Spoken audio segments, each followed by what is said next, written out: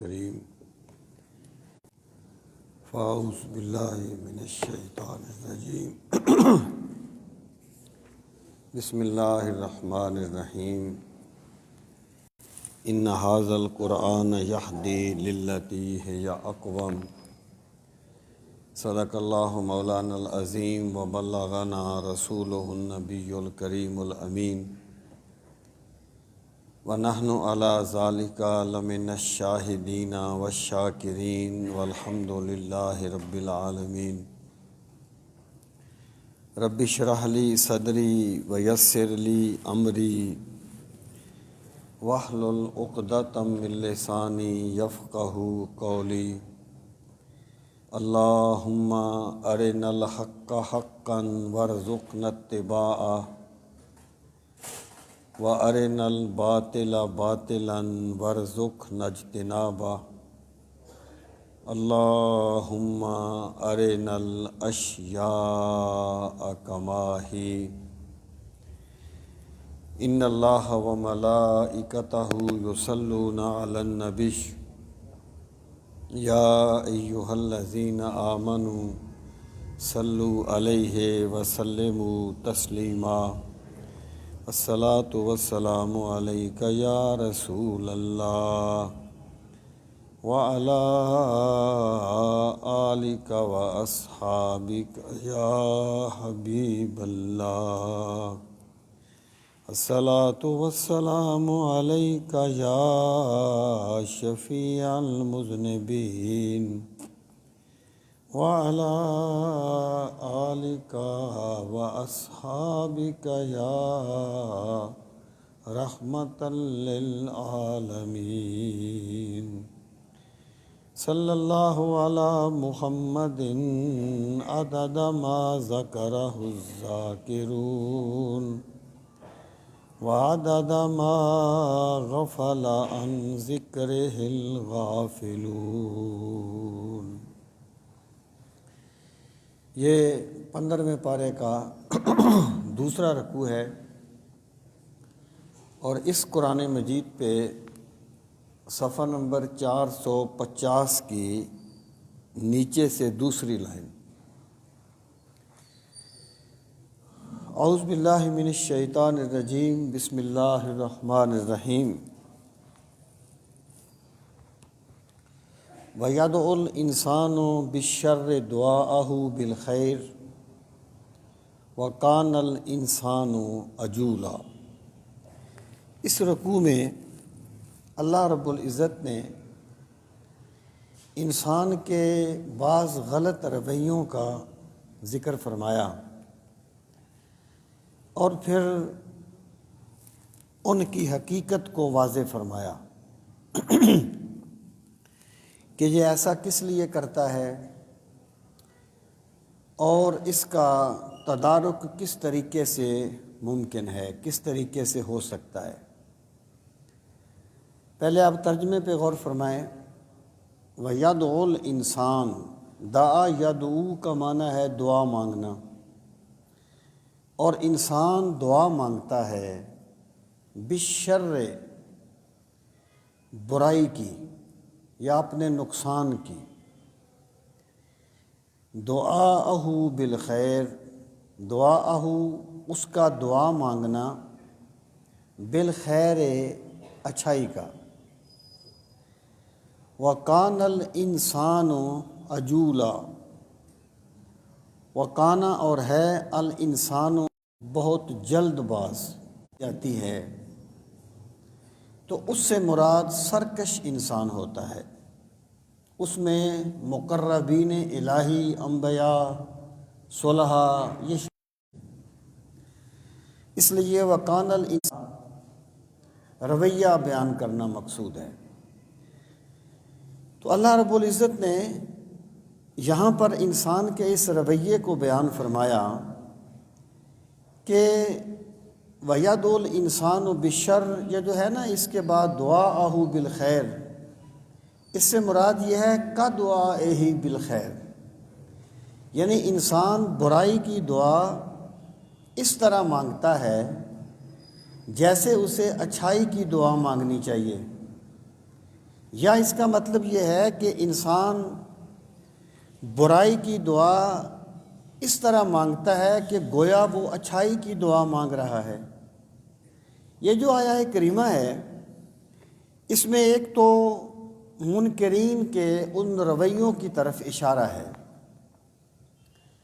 کہ جب وہ یہ کہتے تھے کہ یا اللہ اگر یہ پیغمبر سچے ہیں تو ہم پر آسمان سے پتھروں کی بارش کر دے، یعنی وہ اپنے لیے تباہی کی دعا تو مانگتے ہیں لیکن اپنے لیے ایمان کی دعا نہیں مانگتے، ہدایت کی دعا نہیں مانگتے۔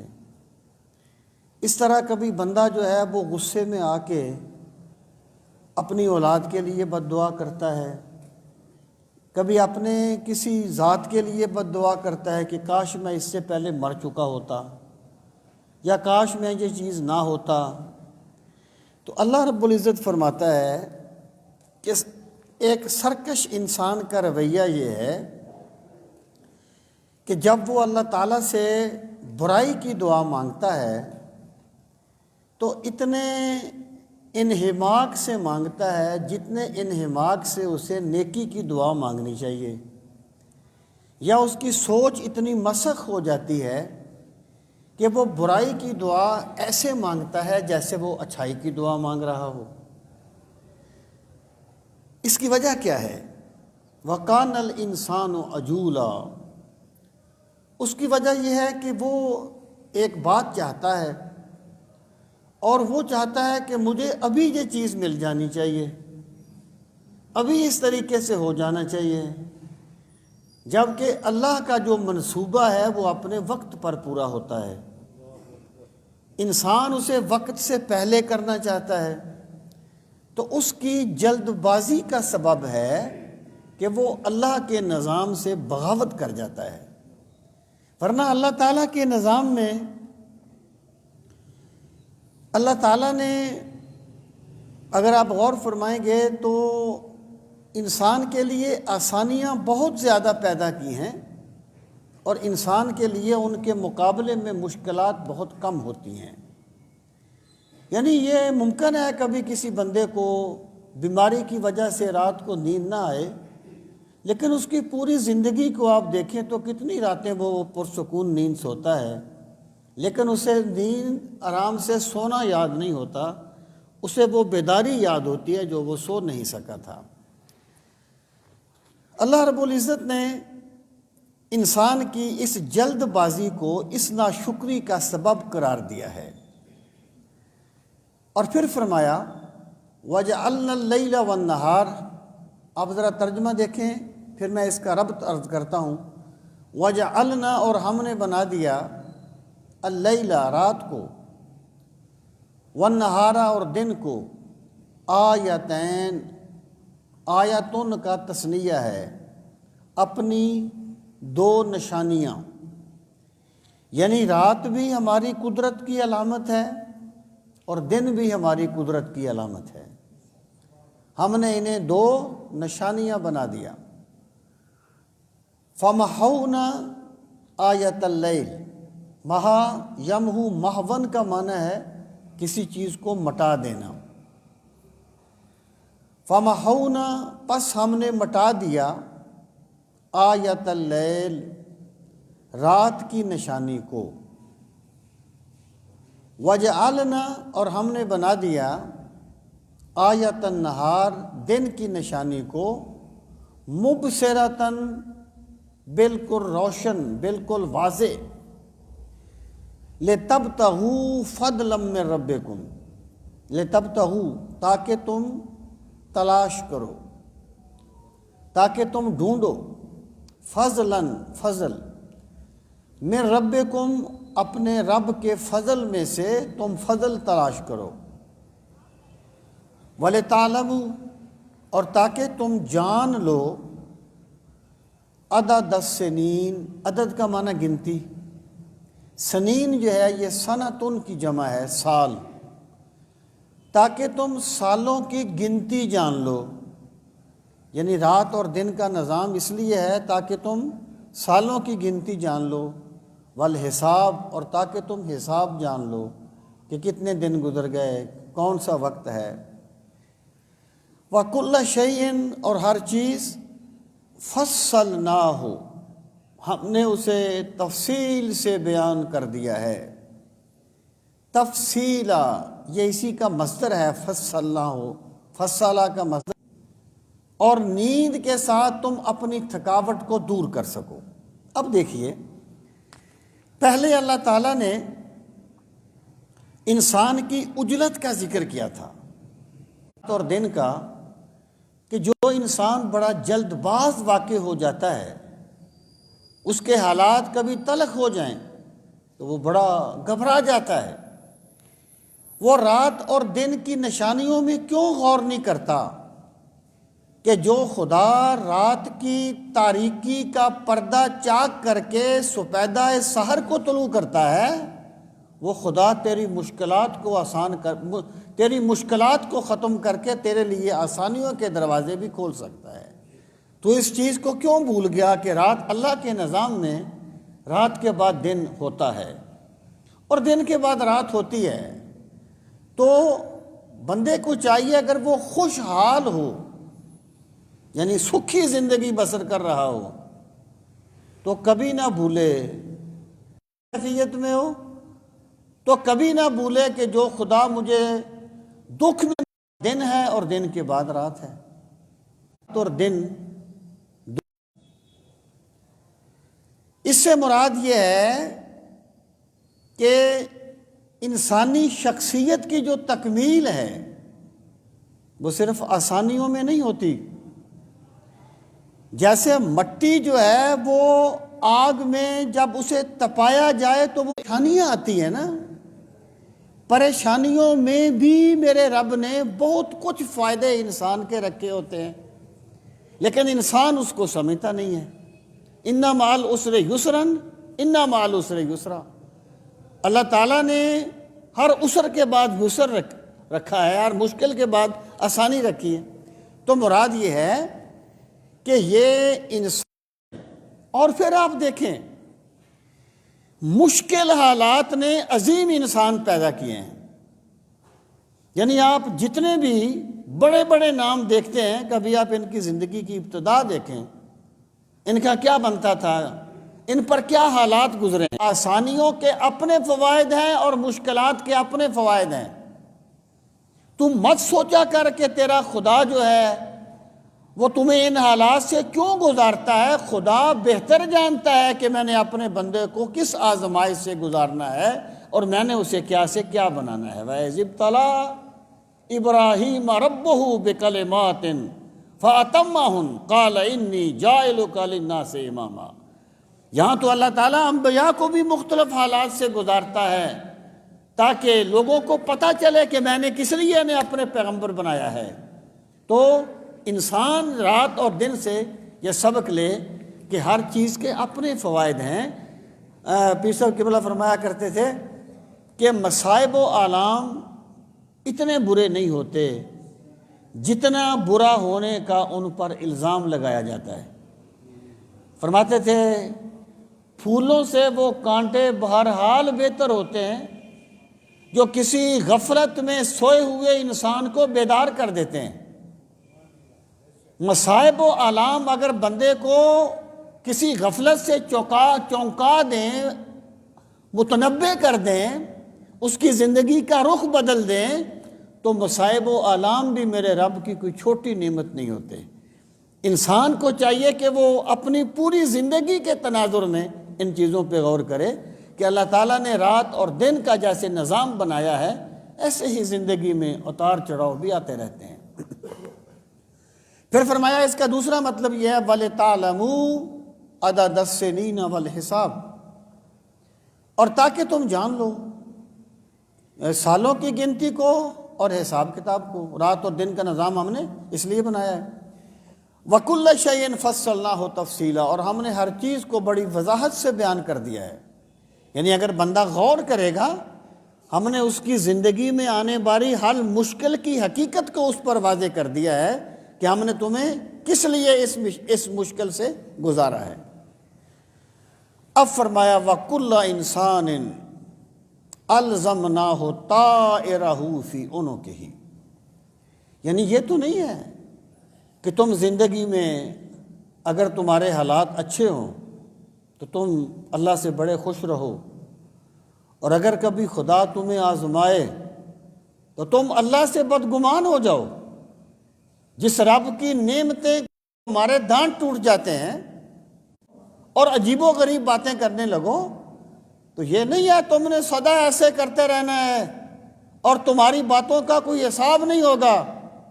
ایک دن ایسا آنے والا ہے جب تمہارے لفظ لفظ کا ریکارڈ تمہارے سامنے آ جائے گا، اور تم اپنے زندگی بھر کے نامہ اعمال کو خود دیکھو گے اور خود پڑھو گے کہ میں نے یہ کیا کر لیا تھا۔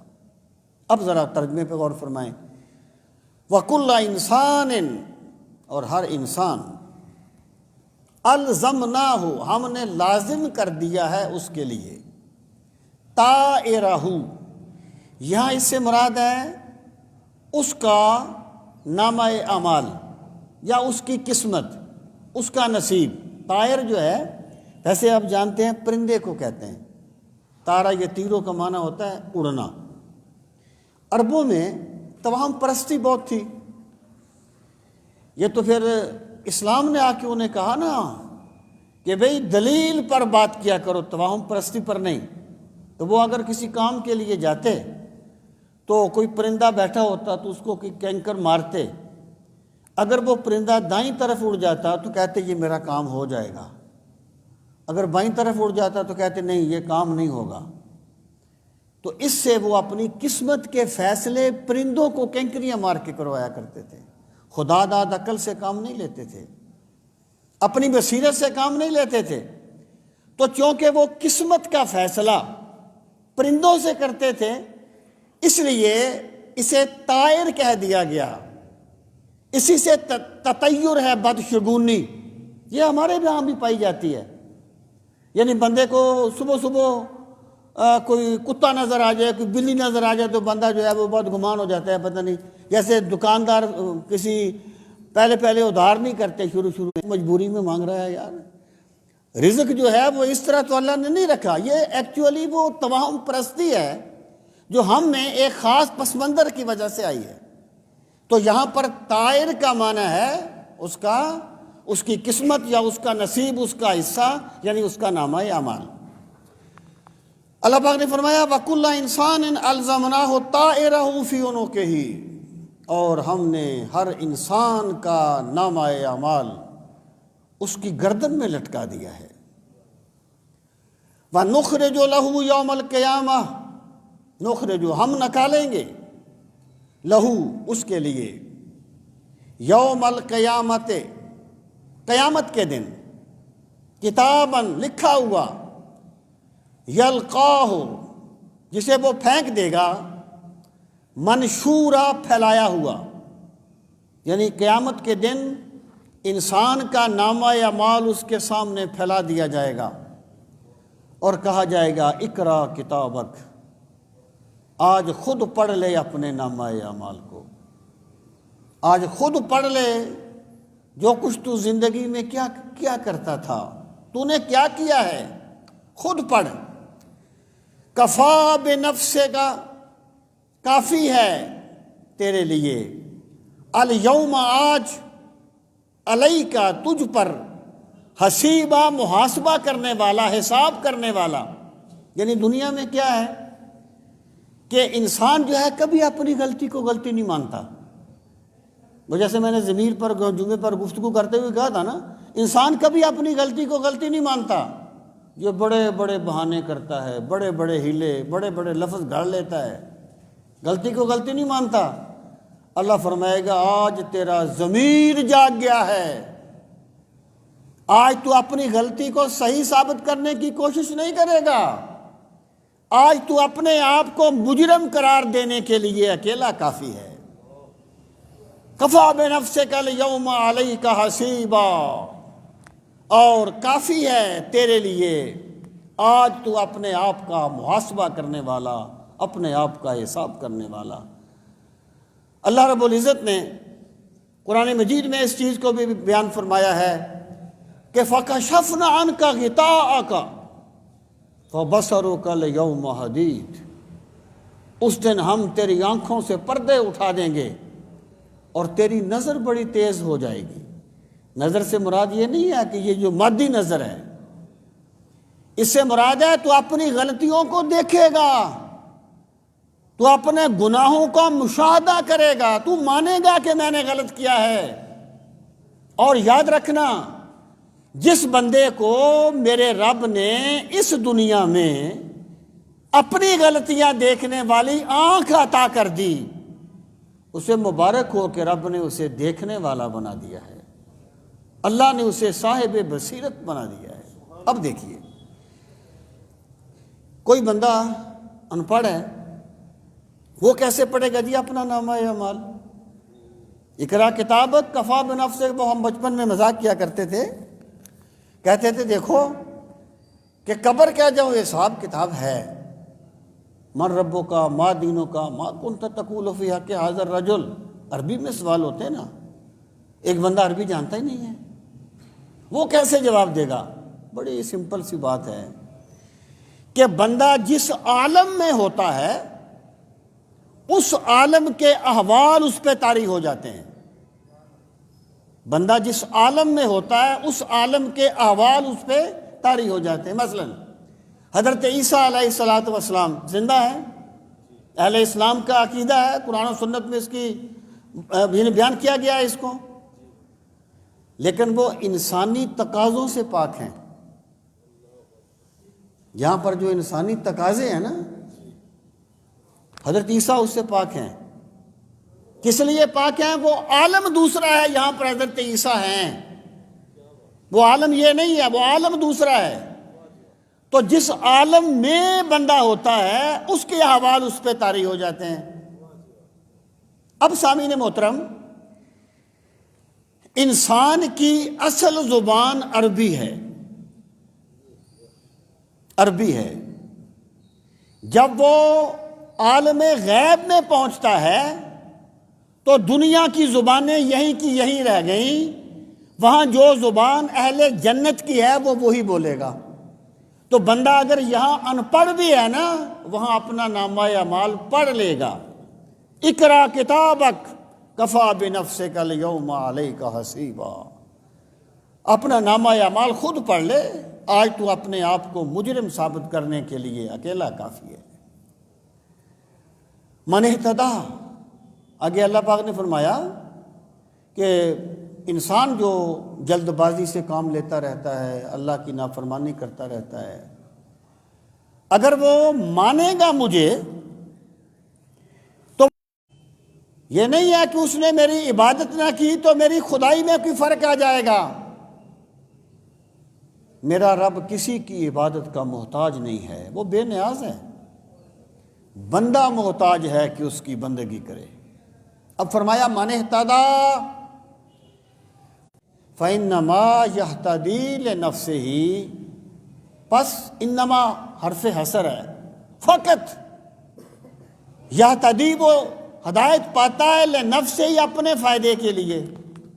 جو بندہ ہدایت کا راستہ اختیار کرتا ہے نا، اپنی ذات کا بھلا کر رہا ہوتا ہے۔ اوقات جب ختم ہو جائیں گے، تزر وازرۃ تزر، نہیں اٹھائے گا بوجھ، وازرۃ کوئی بوجھ اٹھانے والا، وزر اخری کسی دوسرے کا بوجھ، یعنی قیامت کے دن کوئی کسی کا بوجھ نہیں اٹھائے گا، ہر بندے کو اپنی اپنی پڑی ہوگی۔ یود المجرم لو یفتدی من عذاب یومئذ ببنیہ وصاحبتہ واخیہ وفصیلتہ التی تؤویہ ومن فی الارض جمیعا ثم ینجی کلا انہا لظی، مجرم چاہے گا کہ میں بچ جاؤں، میرے والدین دوزخ میں چلے جائیں، میرا قبیلہ دوزخ میں چلا جائے، میرے دوست احباب دوزخ میں چلے جائیں۔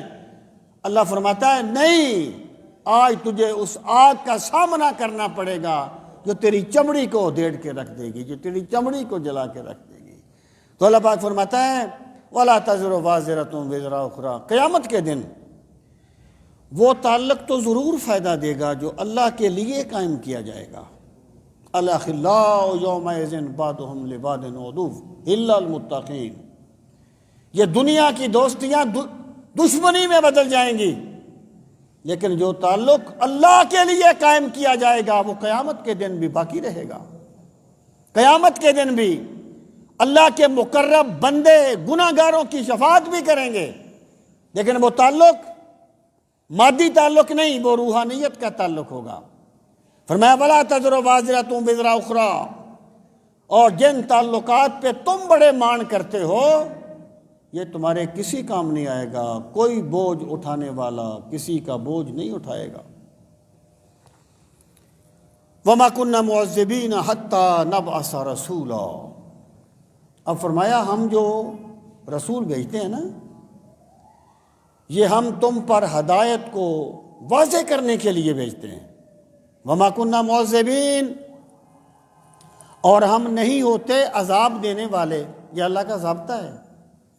حتیٰ یہاں تک نبعث، ہم بھیج دیں، رسولہ رسول، یعنی جب تک ہم کسی بستی میں رسول نہیں بھیج دیتے۔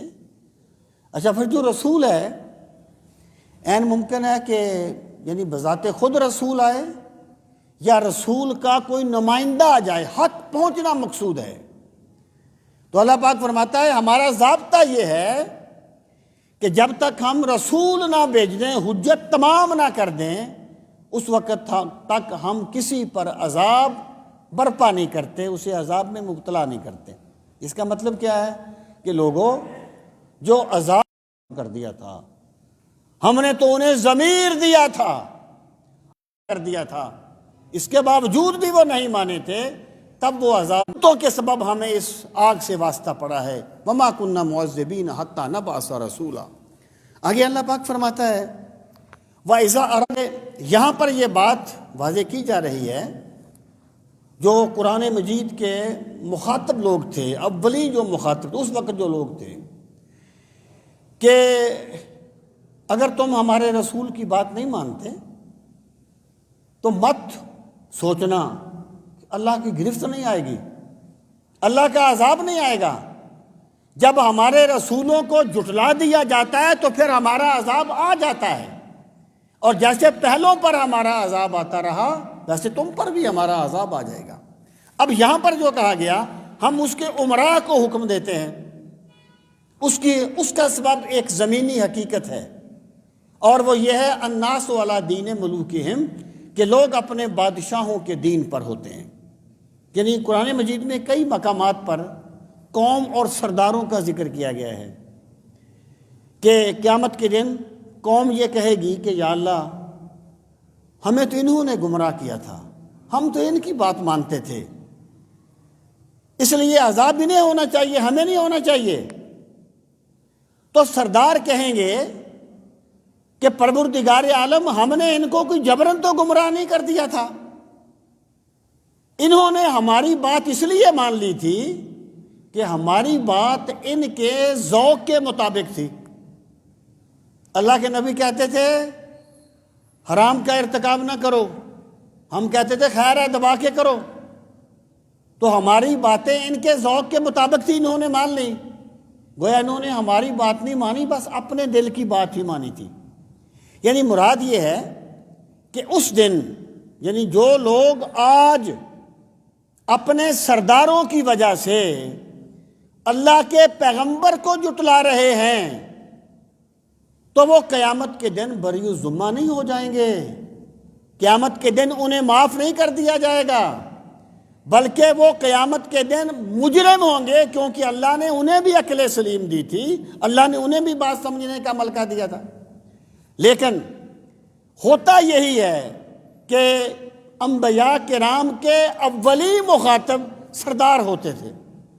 اس کی وجہ کیا ہے کہ اگر سردار مان جاتے تھے تو پوری قوم مان جاتی تھی، انہی کو زیادہ خطرہ ہوتا تھا نا اپنی سرداری کا، کہ اگر ہم نے مان لیا تو پھر تو ہماری سرداریاں ختم ہو جائیں گی۔ ابو جہل کو کیا تکلیف تھی، یہی تھی نا۔ تو اللہ پاک فرماتا ہے کہ یہ عملی طریقہ ہے کہ سرداروں کو حکم دیا جاتا ہے، جب وہ نافرمانی کرتے ہیں تو قوم بھی نافرمانی کر دیتی ہے، اور پھر اس بستی پر ہمارا عذاب آ جاتا ہے۔ نہ سردار بچتے ہیں نہ قوم بچتی ہے۔ فدمرناها تدمیرا، آگے فرمایا وَكَمْ أَهْلَكْنَا مِنَ الْقُرُونِ، وَكَمْ اور کتنے ہی اہلکنا ہم نے ہلاک کر دیے، من ہے جب یہ عقیدہ